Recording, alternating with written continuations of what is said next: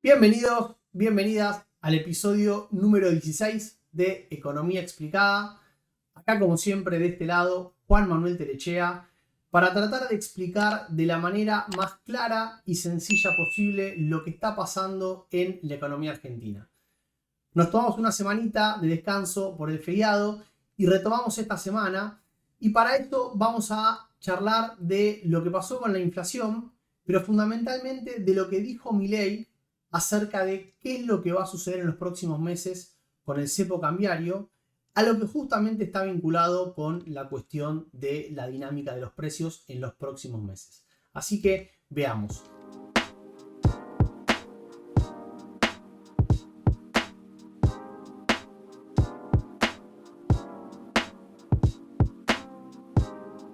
La primera cuestión que hay que recalcar es un dato que ya había salido hace 2 semanas, como le dijimos, pero es que la inflación mostró en octubre un gran dato, ¿sí? Digamos, ya había bajado en septiembre al 3,5%, rompiendo este piso inflacionario que habíamos marcado del 4%, que había tenido los 4 meses anteriores, pero en octubre volvió a bajar, fue de una manera muy significativa, por encima de lo que esperaba el mercado, y marcó este 2,7%. A partir de eso, la semana pasada, Milei salió a decir que estamos cerca de sacar el cepo cambiario.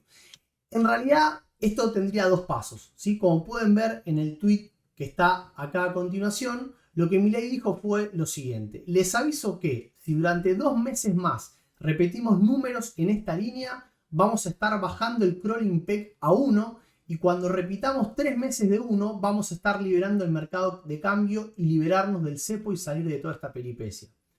O sea, básicamente lo que está diciendo es que con 2 meses más que la inflación se ubique en torno al 2,7%, lo que va a hacer el gobierno es bajar la tasa de depreciación del tipo de cambio, lo que le llama el crawling peg, que hoy en día eso está yendo al 2%, lo va a bajar al 1%. ¿Sí? ¿Con qué idea? Bueno, con la idea justamente de que este 2% al que aumenta el tipo de cambio, hoy ya, en lugar de ser un ancla nominal como era antes, que atraía la inflación hacia abajo, hoy está empezando a funcionar directamente como un piso que no deja bajarla todavía más por debajo de eso.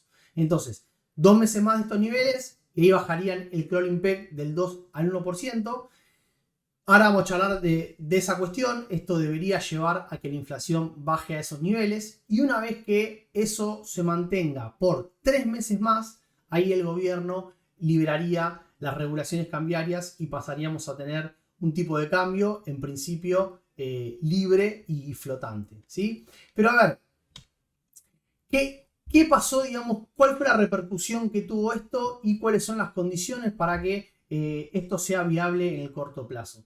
La primera cuestión, como pueden ver en este gráfico, es que ni bien Milei dijo esto, tuvo un efecto muy fuerte en lo que es el dólar futuro, ¿no? O sea, el dólar tiene contratos que se pactan a precios futuros, y lo que están viendo en este caso es que justamente después de que Milei anunció la potencial reducción del crawling peg en los próximos meses, bueno, ahí como en el gráfico hubo una marcada caída del dólar futuro. Básicamente uno podría decir de las expectativas de evaluación, que de alguna manera lo que esto me estaría confirmando es que el mercado le cree a Milei, en el sentido de que ahora, a partir del anuncio, esperan para los próximos meses una tasa de depreciación más baja, en línea con lo que dijo el gobierno, ¿sí? Pero la primera cuestión acá, o podemos decir el primer desafío para que esto se cumpla, es que efectivamente la inflación se mantenga o que baje por debajo de este 2,7, ¿sí? ¿Cuál es la primera cuestión? Bueno, que en las últimas semanas algunas consultoras lo que están viendo es que se incrementó la inflación, particularmente en bienes. Acá están viendo el gráfico muestra la inflación de Price Stats, ¿sí? Que es la que mide Cavallo Hijo. Y como pueden ver acá, lo que esto está mostrando es que la inflación, que para octubre había bajado al 2,1%, en los primeros 20 días de noviembre se aceleró y se incrementó al 2,8%. Con lo cual, insisto, si uno toma esto como un dato válido para la parte de los bienes, esto estaría indicando un mal dato para lo que viene en noviembre, que podría ser entonces que la inflación no se ubique en 2,7 o por debajo, sino que se ubique por encima. Y bueno, ahí entonces al principio ya no tendríamos el primer mes de los 2 que dijo Milei para poder bajar el crawling peg. Independientemente de esto, son pocos los datos que tenemos. Hay que ver qué marcan el resto de las consultoras. Además, recordemos que el IPC mide un montón de cuestiones más, además de los bienes, que ahora vamos a charlar sobre eso. Pero entonces, hay que esperar, ¿sí? Pero en principio, ya una primera cuestión que hay que tener en cuenta y monitorear de cerca es que podría ser que la inflación, por lo menos para los bienes, en estas últimas semanas se haya incrementado. Pero digamos, suponiendo que esto se mantenga y que entonces en 2 meses el Banco Central baje la tasa del crawling peg del 2 al 1. Bueno, ¿qué deberíamos ver, ¿no? Fíjense, en este gráfico lo que estamos viendo es la evolución de los precios mayoristas, que también se conocieron la semana pasada, un muy buen dato, ¿sí? Rompieron la barrera del 2 y se ubicaron poquito por encima del 1%. Recuerden que los precios mayoristas en su gran mayoría son precios de bienes transables. Recuerden que estos bienes, como de alguna manera tienen competencia con el exterior, eso hace que su precio esté bastante influido por lo que pasa con el tipo de cambio. Sin ir más lejos, vean cómo en el gráfico pueden ver la estrecha relación que hay entre los precios mayoristas y el tipo de cambio, ¿no? Cuando tuvimos la devaluación de agosto, se aceleraron los precios, después bajaron de manera significativa, y vean cómo después de la asunción de Milei y la abrupta devaluación que aplicó al tipo de cambio en los primeros días de gestión, y después cómo al establecer el crawling peg, bueno, la inflación mayorista bajó de manera sostenida e incluso por debajo de la barrera de este 2%. ¿Sí? Recordemos que igual esto también estuvo ayudado por la reducción de los 10 puntos del impuesto país, que de alguna manera justamente significan un tipo de cambio más bajo, lo cual explica por qué en el mes de octubre se ubicaron por debajo del 2% del tipo de cambio. Pero el punto a marcar acá es que si uno piensa justamente en la parte de los bienes, bueno, esos son el componente más sensible al tipo de cambio, que uno esperaría que cuando el Banco Central baje la tasa de depreciación del 2 al 1%, bueno, arrastre a todos estos bienes hacia la baja. ¿Cuál es el tema? Bueno, el tema es que el IPC, o sea, la canasta de bienes del consumidor, no tiene solamente bienes, sino que también tiene servicios, salud, telecomunicaciones, educación, transporte, gastronomía, ¿sí? Entonces, ¿el punto cuál es acá? Bueno, el tema es que esos servicios no se comportan de una manera similar o no se ven tan impactados por el tipo de cambio como los bienes. De todas maneras, hay que recalcar que aproximadamente el 70% de la canasta son bienes, o sea, son los que tienen mayor peso, pero el 30% son servicios. Y fíjense en este gráfico que lo que justamente me está mostrando es que esos servicios están aumentando a una velocidad mayor, ¿no?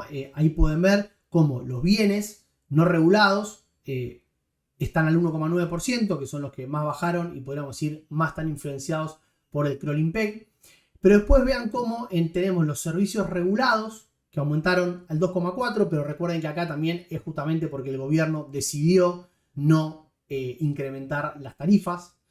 Y después tenemos los servicios no regulados, que como les decía es salud, educación, telecomunicaciones, gastronomía, que son los que en el último mes no solamente no redujeron su velocidad, sino que se aceleraron al 6%.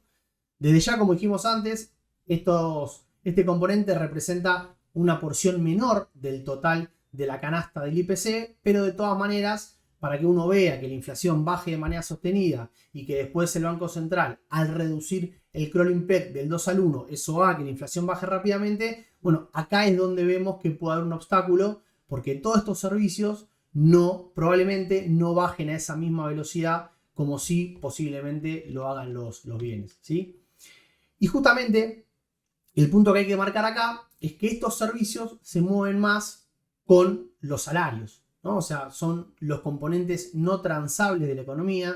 Entonces, como decíamos, eso hace que no estén tan impactados por el movimiento del tipo de cambio y que tengan un componente mayor en lugar de sus costos de los salarios, que como pueden ver en este muy buen gráfico de Equilibra que ya hemos mostrado en su momento, muestra que esos servicios se están moviendo a la velocidad de los salarios privados, ¿sí? ¿Cuál es el tema acá? Bueno, que obviamente esos salarios están ubicándose igual que la inflación o un poquito por encima y difícilmente se reduzcan al 2 o al 1%, por lo menos en el corto plazo, porque todavía están tratando de recuperar parte del poder de compra perdido.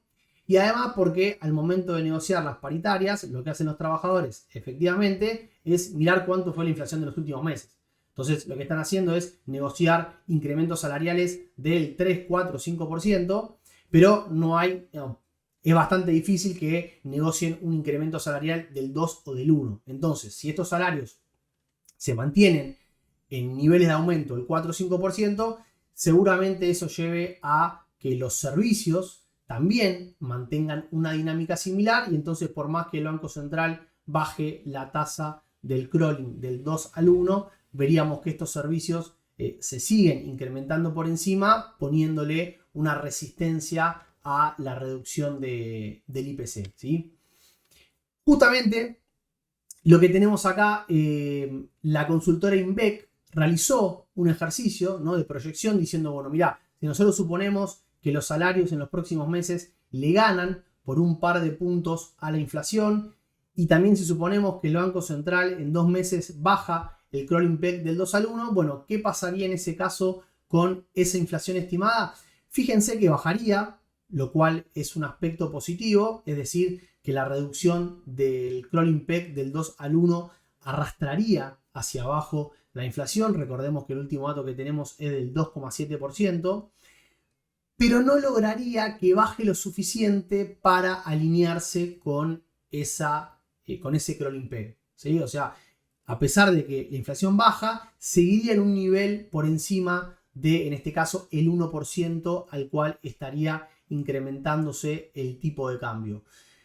¿Y cuál es el problema de esto? Bueno, que justamente la cuestión acá es que en tanto y en cuanto la inflación se siga ubicando por encima del aumento del tipo de cambio, y esto ya lo dijimos varias veces, eso lleva a que el dólar medido en términos reales se abarate, ¿sí? O cualquier producto que se incrementa por debajo de la inflación se está abaratando en términos reales, se está reduciendo. Esto es algo que viene sucediendo desde el inicio de la gestión, ¿sí? Porque justamente la estrategia para bajar la inflación fue la de utilizar al tipo de cambio como un ancla nominal, es decir, fijar su aumento por debajo de la inflación.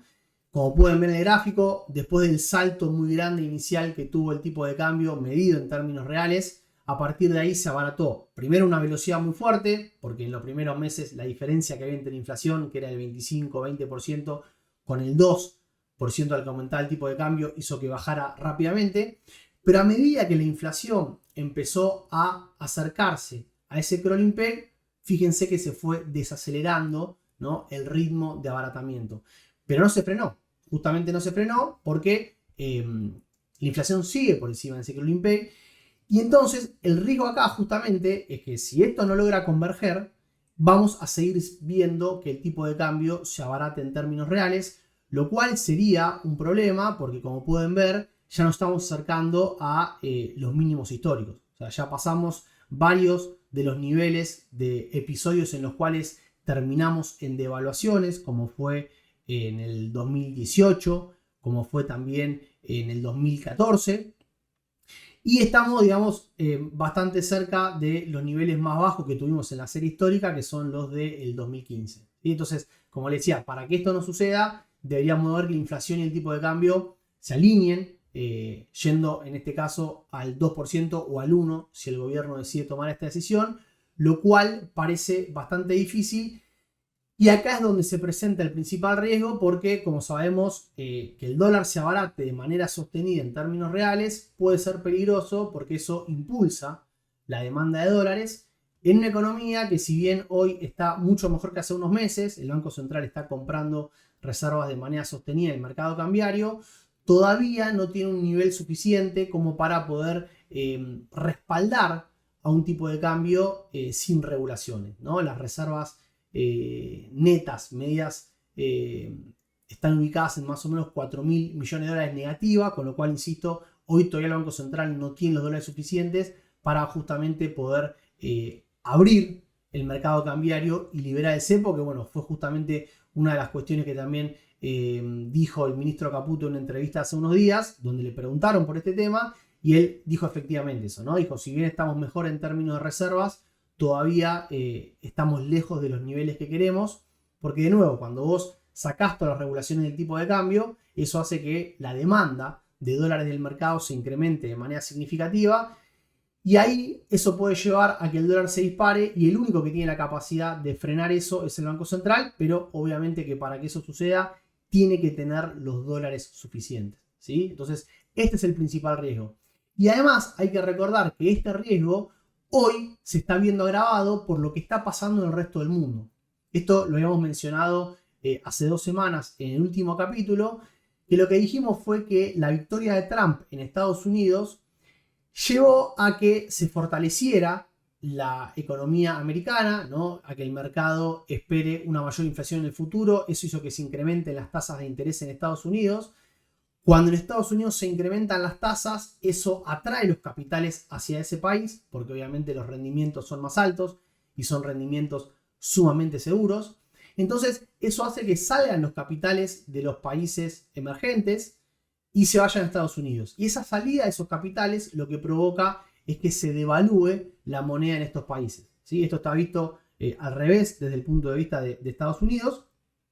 Pero como pueden ver, las principales monedas, la de Brasil, la de China y la de la zona euro, se depreciaron de manera significativa. A nosotros acá la que más nos importa es la de Brasil, que fíjense que ha tenido una depreciación significativa. Después recuperó un poquito porque el Banco Central de Brasil decidió subir la tasa de interés en respuesta a esto.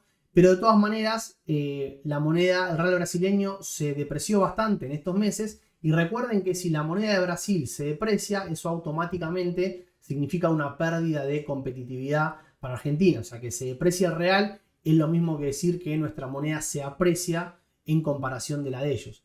Y como es un socio comercial muy importante, bueno, a todo lo que charlamos antes de que nuestra moneda se está apreciando por la dinámica propia del programa económico, tenemos que agregarle que si nuestros socios comerciales devalúan, bueno, eso significa una apreciación todavía mayor, ¿sí? Que efectivamente esto puede generar un incremento de la salida de dólares de Argentina por el lado del turismo, pero también puede impactar una reducción de las exportaciones. Entonces, el principal riesgo acá es este, ¿no? Digamos que si la inflación no baja lo suficiente y el tipo de cambio real se sigue apreciando, bueno, eso puede llevarte a problemas, como siempre decimos, por el frente externo, en particular por la cuestión del tipo de cambio. Todo esto enmarcado, recuerden, en que ya muy dentro de poquito, en enero, el gobierno enfrenta pagos de la deuda importantes. Ya están en su mayoría cubiertos, pero no deja de ser un problema porque, como decíamos antes, las reservas del Banco Central siguen en terreno negativo. Entonces, para resumir esta cuestión, el punto es que el dato de la inflación fue sumamente positivo, bajó de una manera significativa. Podría ser que en noviembre esto se frene, por lo menos los datos que tenemos hasta ahora dan esa posibilidad.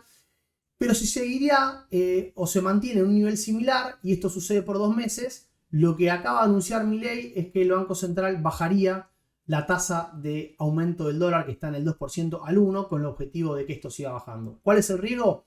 Que si esto no baja de una manera rápida, se agranda esa brecha entre la inflación y el tipo de cambio. Eso hace que se siga abaratando el dólar, lo cual puede ser un riesgo para el mercado cambiario, presionando por la devaluación del tipo de cambio.